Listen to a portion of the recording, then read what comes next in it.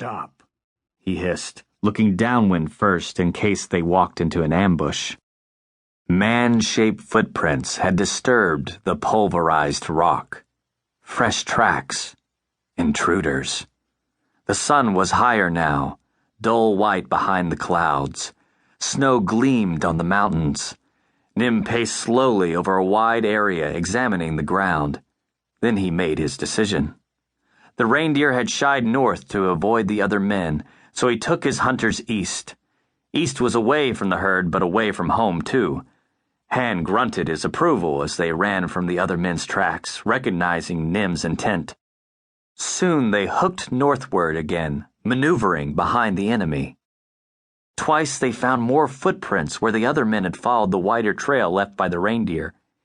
Each time Nim adjusted his course, threading through the terrain.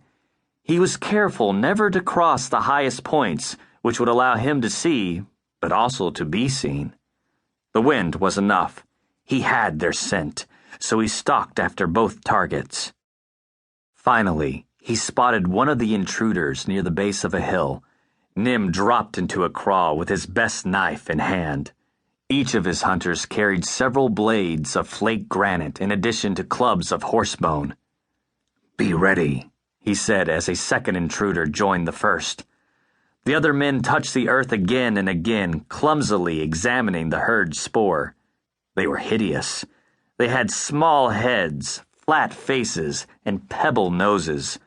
One had diseased-looking hair that was yellow and thin.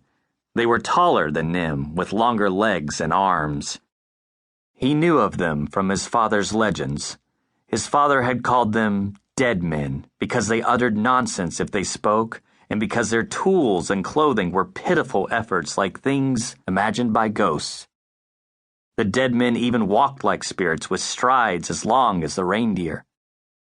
Nim's pack had caught up because the dead men appeared to need a lot of rest, which was good. For any advantage the dead men possessed in height and reach, Nim's hunters compensated with their stamina. His people were stronger. They had natural armor in the dense bone of their foreheads.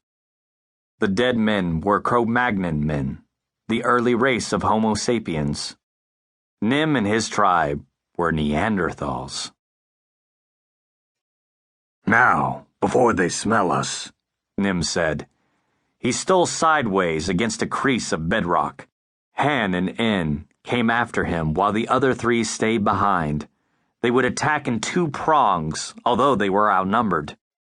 Nim didn't need to see all of the dead men to know there were 11. From their tracks, he'd learned a great deal about them. The dead men wore leather wrappings like his people, but they had smaller feet and didn't push as hard into the earth. They were insubstantial. To his eyes, their movement also lacked focus. As they traveled, the dead men meandered with the same flighty behavior as the reindeer, never holding position. Nim didn't like it. Everything his people did, they did with unity. The adrenaline in his veins felt loud and good as he ascended the lee side of the hill. Near the top, the wind increased. Nim was acutely aware of each gust sweeping his skin with the oxygen-thick scent of the glaciers. "This is our land," he thought. Beside him, En wore a feral grin. Han flexed his bad arm in a repetitive, habitual motion that Nim found calming. "Go," he said. They charged over the hill. The dead men were exactly where he'd expected, kneeling at a spring. One fell backward in shock. The rest scattered to Nim's right, where they would meet his other hunters. But their speed was breathtaking. Nim's pack had no chance to engage the dead men, not even the one who'd fallen. Han got in a single slash of his knife, opening the dead man's shoulder before the dead man sprang onto his long legs and ran. "Ah!" Nim shouted, chasing them with his voice. His father had defended this territory before him. Nim would find the enemy camp and kill them in their tents if necessary. With luck, the dead men would return to their tribe and leave, taking their women and children. Why did they keep coming? Seconds later, Nim saw the dead men sprinting up a hill to the southeast. Han laughed and sank his knife into the mud by the spring.